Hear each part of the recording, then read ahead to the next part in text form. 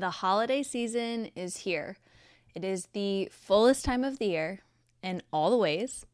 And today we are going to talk about how to handle one of the hardest parts of the holidays, grief, with grief therapist Litsa Williams.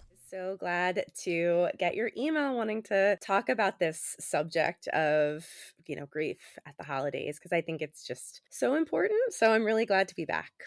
Welcome to How the Wise One Grows, where we get curious and creative as we explore the things that help us grow together. I'm Holly, your host, a creative at heart, a yoga and mindfulness educator, and a fellow human and friend, exploring how we grow and can live our most authentic lives.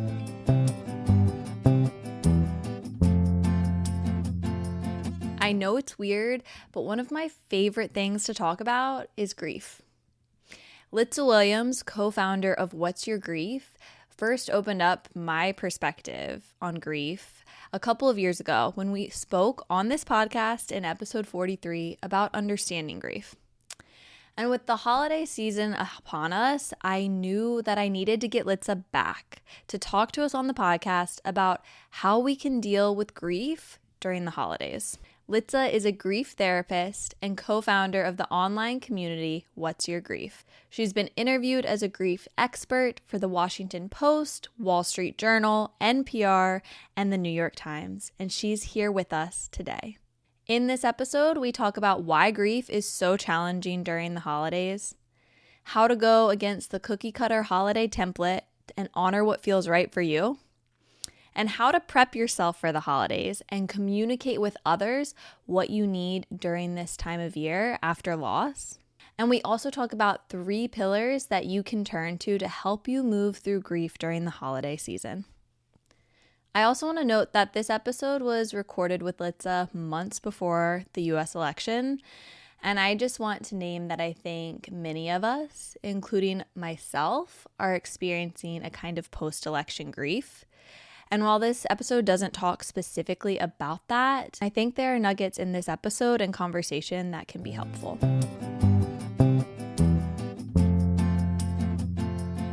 Before we dive into today's conversation and into the holiday season, let's take a moment to land here together with a deep breath. So notice where your body makes contact with the earth. Let your spine lengthen and your shoulders soften down the back. And take a big breath in. Fill your chest, fill your belly with air. And exhale, open your mouth. Let it all out. All right, buckle up. This episode is your safety belt going into the holiday season.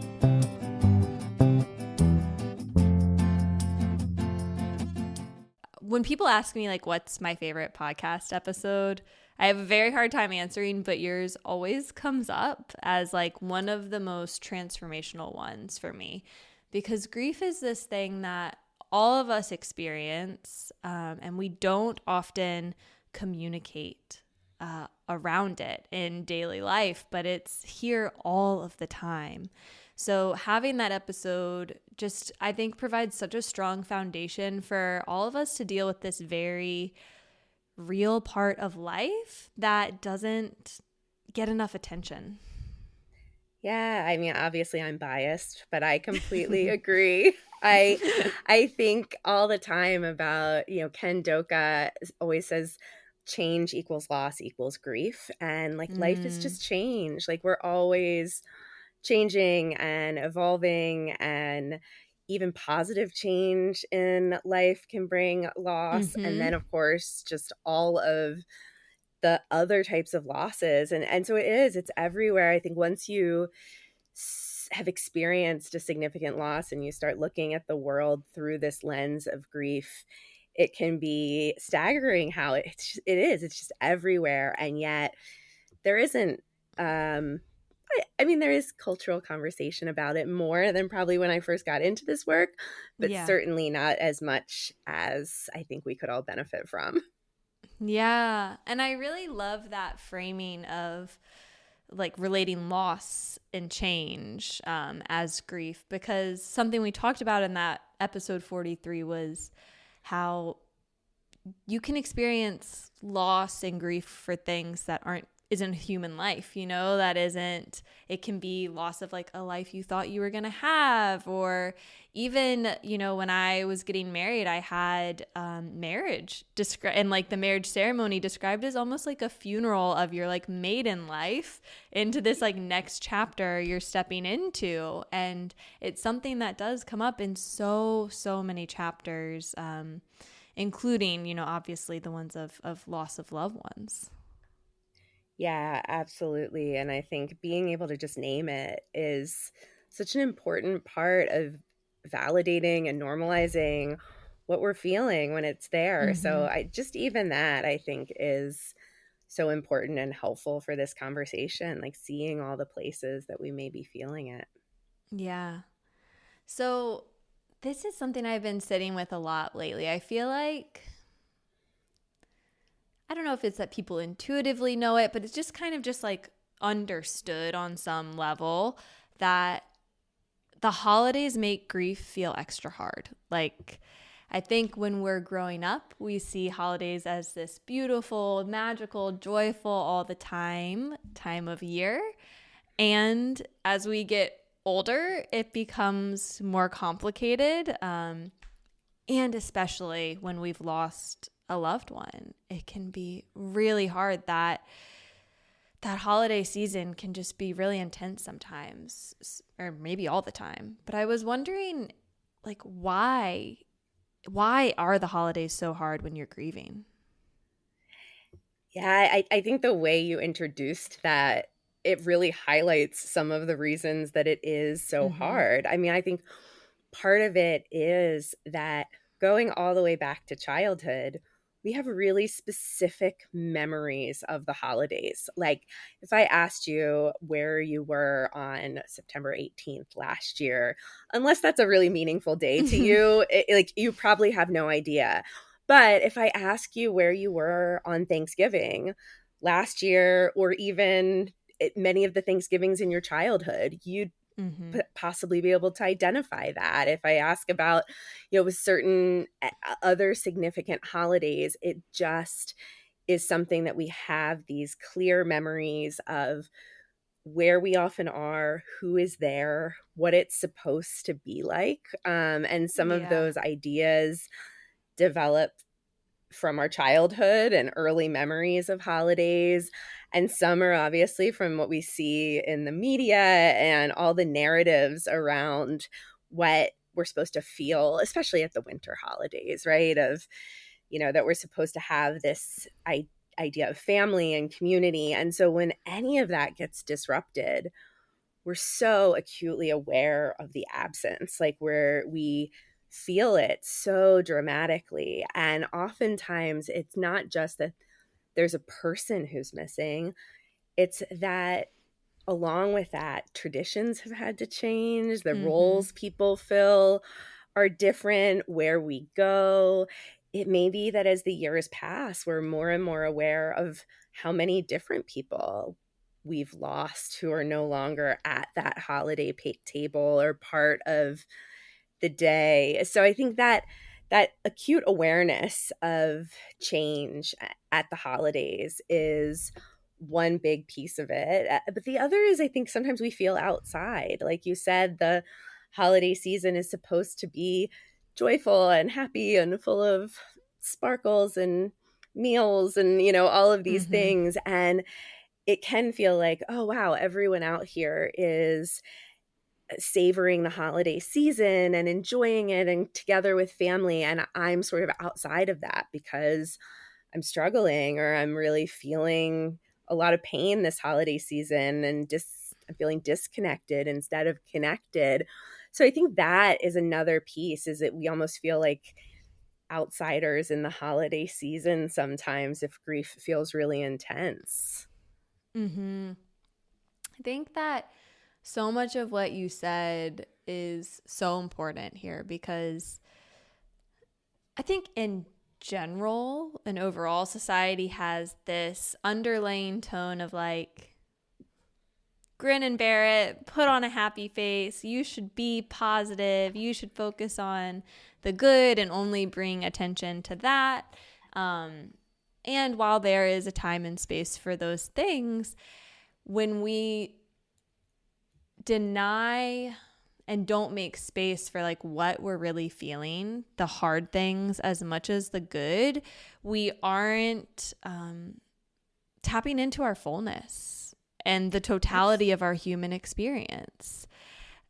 And just like you were saying, like when we don't tap into that, when there's a part of us that isn't getting attention and isn't getting voice, it kind of feels like that outsiderness, that otherness, or like something is wrong because you like quote unquote should be feeling this other way. And the holidays, all of the language, all of the music, all of the stuff around it really, really heightens that. And I think even beyond, like, you know, even before you may have experienced loss, I feel like there's a lot of kids who grow up and are like feeling really heavy during the holidays because their family dynamics aren't the way that they think it should be, or different things happen on the holidays and everyone isn't always happy. And there is financial stress, there's emotional stress, there's all of this stuff going on that doesn't get space, doesn't get voice, and instead we're like pushed down the rhetoric of like joy,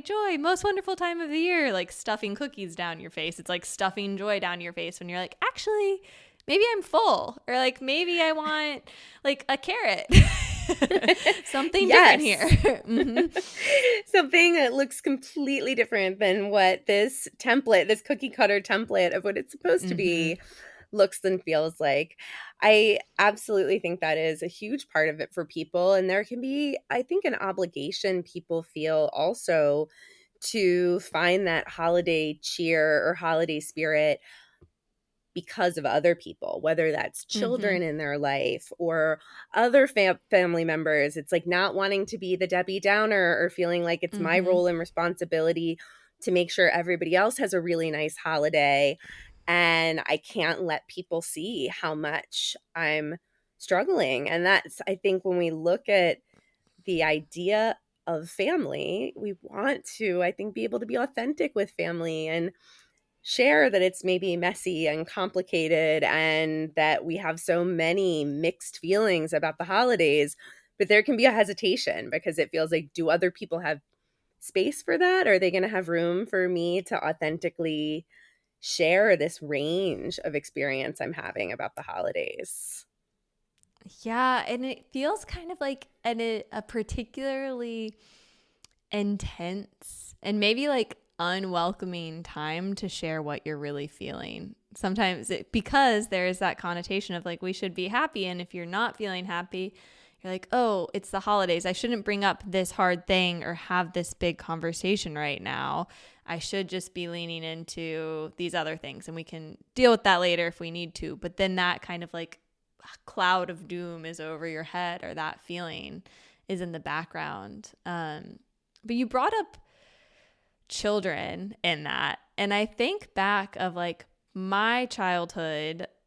I feel like typically the primary caretaker for me, it was my mom, like just made things so magical and over the top as a kid, and like put all this, tons of pressure on herself. She would like stay up all night wrapping presents, but she would make it decorated and just look so over the top, and like the childlike joy and excitement, that real sense of magic I felt was so incredible. And I remember when it really started to shift and I could start to wake up to the other elements that were there. And as, you know, family dynamics change and deaths happen, and, you know, I've really shifted with how I feel at the holidays. But I often kind of go back and forth of like, if we talked about it differently from the beginning, would that shift be so hard? If we approached kids with like, here is magic and also here is reality side by side, one and one both can exist, what might that be like? Like, what do you think about the way we communicate with kids around the holidays? Yeah, I think that you're exactly right. I think that there is this real, not for all kids, but for some kids, this real singular idea about this perfect magical holiday that sometimes adults worked very hard to try to always maintain the illusion that there was nothing difficult or nothing complex. And I think we carry the messages about that into adulthood, and it creates Mm-hmm.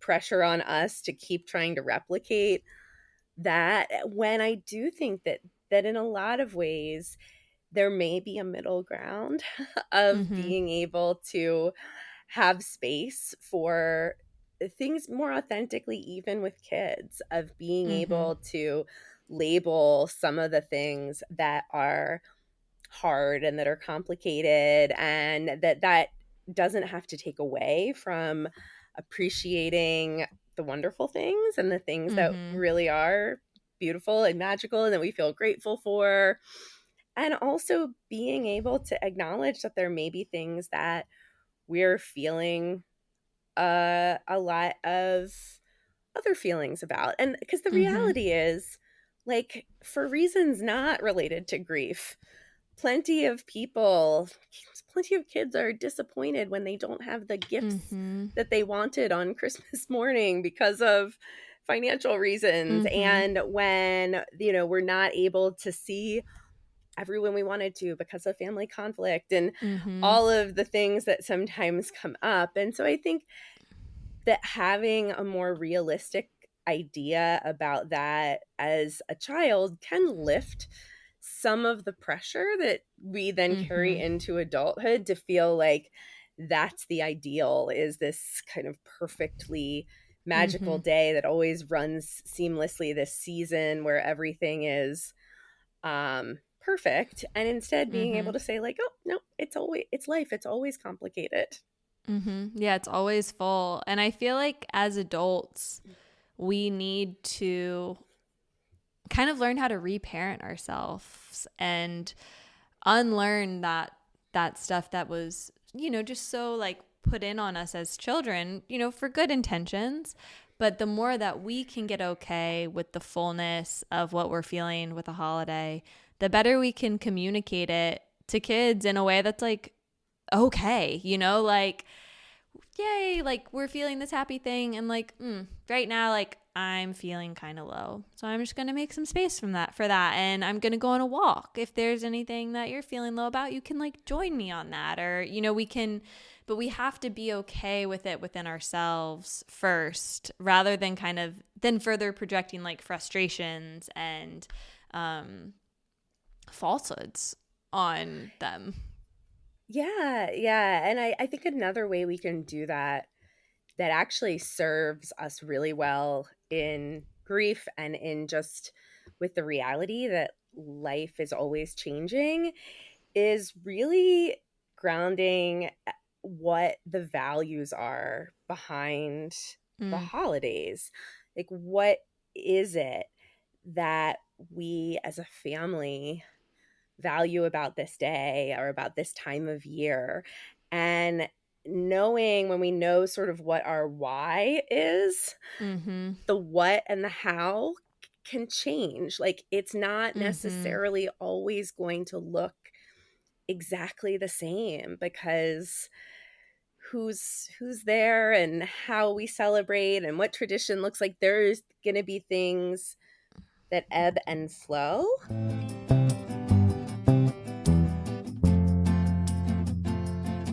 One of the most fun gifts I've given myself this holiday season is a subscription to Nuuly. Nuuly is an online clothing subscription service where you get to pick 6 items of clothing a month. They're shipped to you, they're packed sustainably, you get to wear them, get tons of compliments, and look cute all month long, and then send them back. It is so fun, and I feel like it's like having a personal shopper curate your clothing, because all of the clothes on the site are so cute. And also, once you sign up for a subscription, you get access to their thrifted section, where you get clothes that have been pre-worn and used and are now ready for sale for super cheap. I am obsessed with it, and I started it because a friend gave me their discount code, and I'm going to share a discount code with you today. So you can get $30 off your first Newly subscription by clicking the link in the show notes.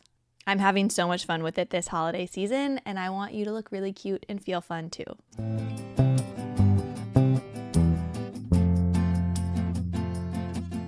You, listeners on the other end of this podcast, make it possible.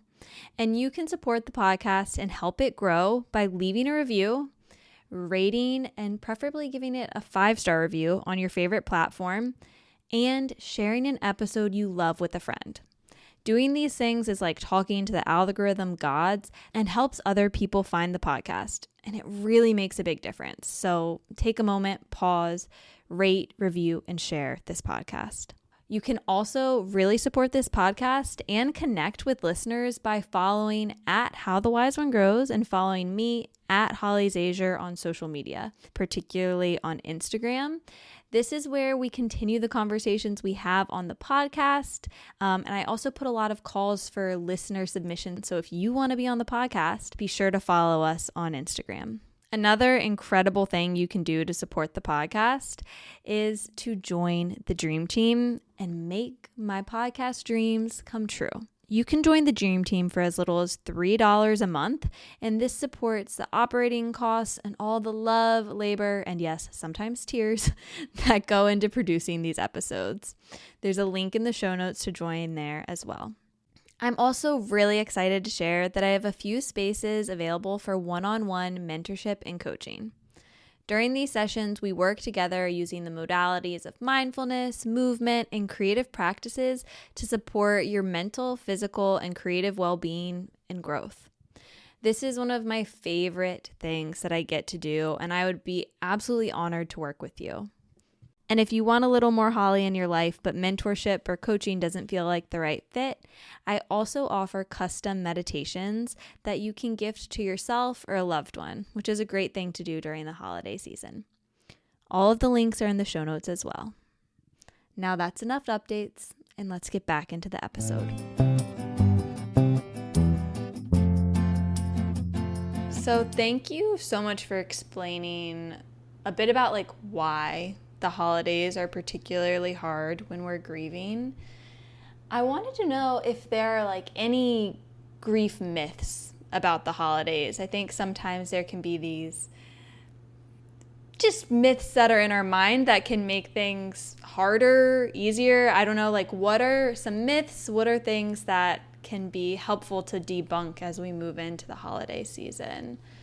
Yeah, it's a good question. I think one of the things that is hard about this is that sometimes maybe it's just individual myths. I don't know how generalized they are, because what we'll hear sometimes is some people saying, I know that it's going to be so much harder if we don't try to keep everything exactly the same. Like what we should be doing is trying to keep all the traditions, and everyone's going to be upset or devastated if we do anything differently. So we should do it exactly the same.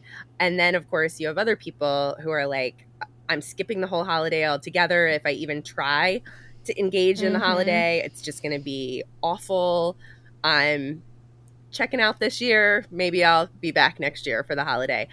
And so I do think sometimes those extremes, people are often feeling like I have to do one or the other. I have to either try to make it as close to what it's always been as I can, or I need to do it completely differently. And the reality is that it varies for everyone. You know, some people skip the holiday or do something totally different. They're like, I went to a tropical island and pretended it wasn't happening, and it was glorious, and it was exactly what I needed. And other people are like, I went away and pretended it wasn't happening, and it was so much worse, and it was devastating, and I shouldn't have done it. I should have tried to be with people. You know, there's no right or wrong, right? Like there's just like what we do and how we cope with it. And I will say that one thing to consider, if you're in that place of feeling like we have to keep all the traditions the same, we have to do it for the kids. Sometimes that's a big thing we hear, like we have to do it identically, is sometimes that effort to maintain everything as it was just ends up causing a stark contrast or relief from the reality that like that person is missing. Yeah. And sometimes that feels even heavier and more pronounced when you're working so hard to act like that isn't happening, and Yeah. act like that's not true. And sometimes it's really important to just be able to acknowledge some things are going to change and some things are going to stay the same. And some moments are going to be happy and some moments are going to be so incredibly sad and hard. And we're going to get through it, and we can make thoughtful, conscious decisions about how we do that. But it doesn't have to mirror the way it's always been in order to still be a good, meaningful holiday, even with grief as part of the holiday. And so I think having that flexibility is really important, and not feeling like tradition is something that if we let it go or let it flex or change it even for a year, that somehow it is going to disrupt and devastate the holiday for everyone. So I think that's the big one that pops to mind for me. Yeah, I think that's so helpful in, like, even if you try to replicate the same holiday you've had, it is going to be different. I mean, Yeah. with or without loss, every year is going to be different. So knowing that going into it at least can be like, maybe we move through the same mold and template, but I have to know that it's going to feel a lot different. And when it does, like, here's something I can do that helps. Like, I know my mother, we had a lot of recent loss with my parents and their parents, and my mom got like an ornament for the tree for each person that was lost that year. Just like a little way to be like, you know, we're doing the same things ish, and I want to honor the people who aren't here, and that felt meaningful to her.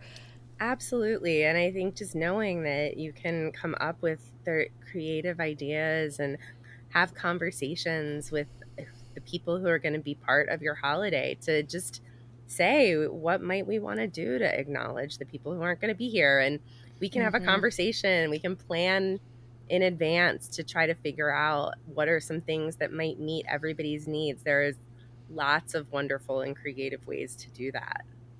Yeah.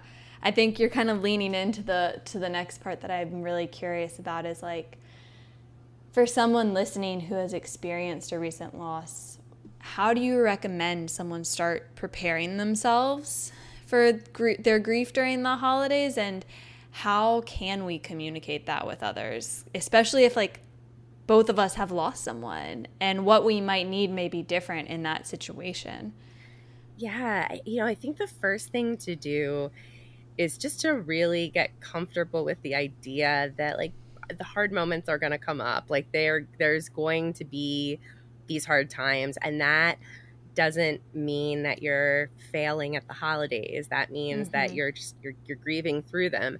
And oftentimes what can happen is when difficult feelings come up, we feel like we have to be like, oh no, I have to push this away, because I have to put on a strong face for everyone, or try to use this opportunity to be really happy and joyful. And instead, of course, just going, we can hold both. And so when these things come up, I'm just going to open myself to whatever is coming up for me, all of the emotions. And in thinking about my holidays, I'm going to sort of build that in. So we suggest to people all the time, just little stuff like be thoughtful about driving yourself places if you worry that you might get trapped because you got a ride with other people who aren't ready to leave, and you're just like, this is too much. I've had this space that works for me, but now I really need to go back and restore myself at home with some time on my own with my grief. Having that there, talking to people about that. If you're nervous about committing to events, saying that to people up front, just saying, this has been a really hard year. There's been so much loss. I'm feeling kind of hesitant about committing to things. My plan right now is I'm going to come and maybe stay for an hour, but I might have to leave even sooner than that. And I want to try to come, but we'll see how it goes. To kind of just give yourself permission to go to things for a little while and leave, skip things if you need to, not feel that guilt if you realize you committed to something and now you've changed your mind, to feel comfortable having an honest conversation with someone and just saying, I said yes because I really wanted to be able to do this. And unfortunately, I just have to take care of myself and my grief, and I don't have it in me right now. Mm-hmm. And hopefully knowing that the people around you who love you and care about you are not going to want you to overextend yourself or push yourself out of some sense of obligation. So if you can be honest, it's hard, especially if you're somebody who struggles with the idea of canceling on someone or not showing up for the whole thing and being full on happy. But it's a good place to practice and to just be honest about how you're feeling in advance. And on the other side, to give yourself permission to like go and have a great time. Sometimes we feel guilty, like, God, this is the first year that I'm going to go to this New Year's party without my husband. And like, I can't believe I'm going. It feels wrong. I'm supposed to be grieving, with this misconception that what we do is we somehow like grieve 100% of the time. And then we're always oscillating back and forth between the painful emotions of grief and then just surviving and living and figuring out how to thrive and grow in the world again.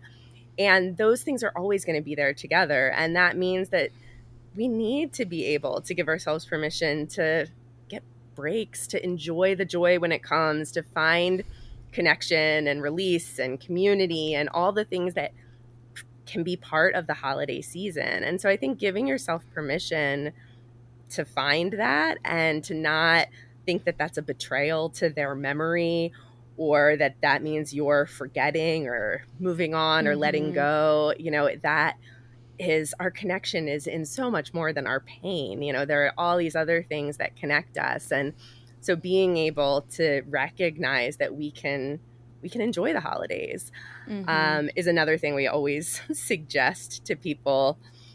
The last one I'll say, which is a little more abstract, but I think can be helpful, is just, to really kind of ground in for yourself about what sort of the values of the holiday season that are important to you, and knowing that we can sometimes have the way we spend our holiday shift in a lot of ways and still stay connected to the values that are important to us. So if you feel like certain holidays are about family or about gratitude or giving or service or whatever it is, like thinking about what is so important about these days to you, not just in kind of the what and the how, but like the why behind the holiday that makes it meaningful for you. And identifying that and thinking about that and thinking about it may be connected to your loved one too. And like, what did they love and value about the holiday that was important to them? And then saying, how am I going to do that this year? Like, what feels right? It might be different.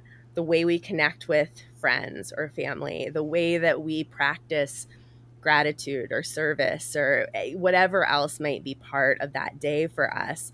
We might say this year, I'm doing it differently. And maybe I'm not like hopping off to a tropical island. Maybe you are, and that's okay too. But maybe I'm doing something totally different, but that still feels connected with my values and the value of that holiday. And so I'm able to still feel that connection, even though maybe I really do change what the tradition looks like. Yes, I so appreciate so many parts of what you just said. And I think just like first naming how you talked about like allowing yourself to feel joy during a holiday when you're grieving. I think it's a really interesting parallel how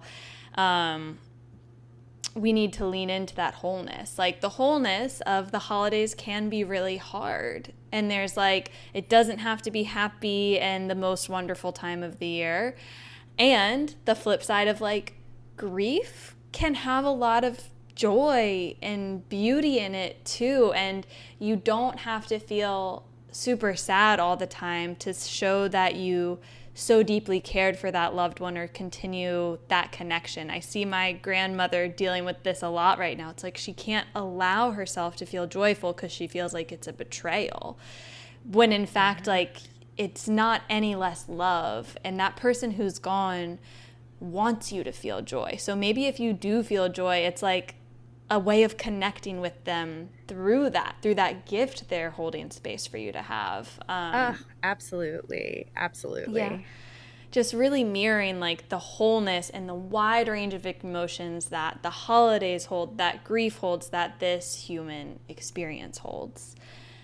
And when you're talking about preparing for the holidays, I kind of like to think a lot about these like 3 pillars kind of help me move through everything. And as I was listening to you talk, I was like, yes, I feel like this is it. And like awareness of like, how are you feeling? Like, what is actually here for you? What expectations do you have for yourself? What expectations do others have for you? What ones are projected? And awareness of like, what are your values? Like really getting clear on those things before you move into the holiday season. And then really leaning to that acceptance. Accepting the joy you might feel, accepting the pain you might feel, accepting like walking into a party and having to walk out of the door, like holding space for whatever is there to be there, because the reality is like, whether you like it or not, it already is. Like, whatever you think it should be doesn't matter, because what is what's here. So you can release a lot of suffering if you release the resistance around it and just like accept what's there.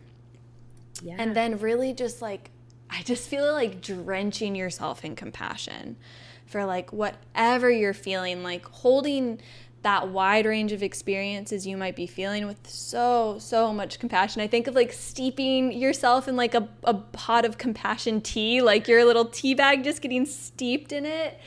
And I think compassion requires a lot of action. So coming up with like an action plan for yourself of like, okay, I'm going to communicate to this person who I know will be at this party that like I might need to leave and I'm not going to be able to say goodbye to everyone, and I need you to just kind of like have my back on that. Or if I am going to go to this thing, here's what I need to do before, here's what I need to do during, and here's what I need to do after to like nourish and reset and tend to myself to make it through this wave. And those are just some things I try to always apply to the holidays, period, like, because it's just such a whelming time of year. And just having tools like that can make all the difference. No, I think that you're spot on. And that compassion, I love how Kristen Neff, who's a self-compassion researcher, she talks about the idea that we need to have tender self-compassion and fierce self-compassion. And tender self-compassion, she says it's that self-kindness and mindfulness and our awareness of our kind of universal humanity that happens, and we need to just be gentle and allow ourselves to take it easy and to give ourselves permission to leave early and cancel and all those things. But she also talks about fierce self-compassion in saying like sometimes we need to give ourselves a little like kick in the butt to have boundaries, or to get ourselves actually to push ourselves. Like maybe it is that last year you really were in that tender self-compassion place and you were like, I am not gonna do anything out of any sense of obligation or go anywhere. I'm just gonna cocoon at home. And that really like worked. But maybe you did feel a sense of loss, that you kind of missed out on connecting with people and feeling a sense of family or community. And now you're in that kind of, what do I do, middle ground space. And one of the things she says is sometimes the way that we practice fierce self-compassion is by figuring out how to push ourselves to do something even when it isn't easy. And that can be its own kind of self-compassion. And I think that can be really helpful to remember in grief in general, but especially at the holidays, because often we think I need to feel motivated in order to do something. Like I need to like feel that. And the reality is there are many moments in life where we're not motivated to do things that are really important to us and that we really value and that we really want to do. And there's an important place that we can find like that middle ground, I think, sometimes at the holidays when we do tap into certain values or certain things maybe that we did decide to tap out of last year and we're on the fence about what we want to do this year, to say, you know what, I might not feel motivated and I can still decide to try. I can still decide to like push myself to show up. And maybe I bail and I leave and I say, never mind. But that we can find that place. And sometimes what happens is that motion starts to kind of give us an energy that allows us to actually feel more engaged once we're doing it. It's like that analogy of a car, if it breaks down and you have to push it off the road, like that first inch is impossible, but once you get it moving, it starts rolling. And that can sometimes happen. And I think that can be an important piece at the holidays too, to just think of those different types of compassion that we might show ourselves that allow us to move in either direction. Like let me just like cocoon and take care of myself and bail when I need to. And also let me connect with my values and figure out how to maybe give myself that little push if I need to. I think you're just so spot on with all of that, because so much, we often will resist something that feels uncomfortable, but really discomfort is just something that's unfamiliar. So if like and kind of that concept of like objects in motion stay in motion. If you like look at Chinese medicine, it's all about where we're finding like blockages, and that causes so much disease and illness in the body and energetically. And we also live in a society where we're so forced in the go, go, go, the do, do, do. It's like a weird balance game, and it can be hard to discern between like, when do I need to push myself and when do I need to rest? And I think you just nailed it on the head right there with like, if you sit with your values first, if you bring your awareness to like what you value, what's really happening right now, then you are better able to discern like, right now, fierce self-compassion looks like, putting on my boots, walking out the door, walking into that space full of people. And sometimes fierce self-compassion looks like picking up the phone, setting a boundary, and getting under the blanket. And only you know what is truly right for you. But don't be afraid if things feel uncomfortable or unfamiliar. Discomfort isn't a bad thing. And it's okay to hold space for some of that during the holiday season too. Oh, it's like an imperative, I think, in all of grief is to remember that grief is this process of learning to live in a world that is completely different than the world you've ever lived in. It's a world where this person is missing, where you're feeling things you never felt, where you're doing things with those feelings in a way that often brings up discomfort, right? We like have this idea of, if I feel these emotions like sadness and despair and overwhelm and all of these things, and I've never thought about or tried to feel those things in a space that otherwise feels like it's supposed to be about joy and happiness, of course we're going to feel discomfort. Like that is a really dissonant experience. And when we've never done it before, it is so challenging. It's so challenging to go, how do I hold so many feelings and so many experiences at once? And there is, exactly as you said, there's no right or wrong. Only you know what is going to feel best for you, and when you need to be cocooned at home under the blanket, and when maybe you need to go, okay, of course I'm feeling discomfort. I'm learning. Like grief is learning. I'm learning to live in the world differently now, and sometimes it's going to feel uncomfortable. Yes. Litsa, thank you so much for holding space to share how we can be with one of the hardest things during the fullest time of the year. I so appreciate your time. And for those listening, how can people stay connected with you and your work? How can they connect with you for grief support? I know you just have so many incredible resources out there for people. Oh, yeah, absolutely. Our website is whatsyourgrief.com. We have tons of information about grief and the holidays and getting through the holiday season, and very I'll have practical. It all linked in the show notes. Yeah, lots of information there. And we have a podcast also called What's Your Grief? We have a book also called What's Your Grief? Love to help you through any loss.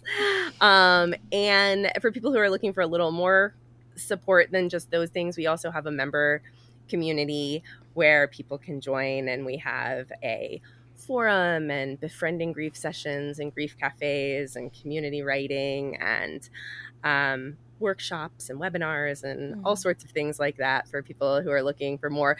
And we really focus on the idea that for some people, connecting and talking, that really helps in their grief. And for some people, like doing things on their own and processing individually and learning and creating and all of those things are what's helpful for grief. So it's a space that's really for all types of grievers to be able to find what works and tap into their own kind of grief expression. Thank you so much for the work that you do and holding this space for so many people. I know it's so needed, and I so appreciate you, and I know so many listeners do too. Yeah, I appreciate you so much kind of bringing this to the surface during the holiday season. It doesn't get talked about enough, and I know people sometimes feel a lot of confusion and shame, so I appreciate you so much raising this. Yeah.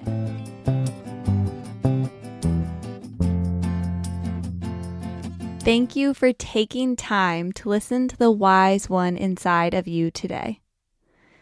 Please rate, review, and subscribe to this podcast to help it grow. Until the next time, let's keep taking it one breath at a time.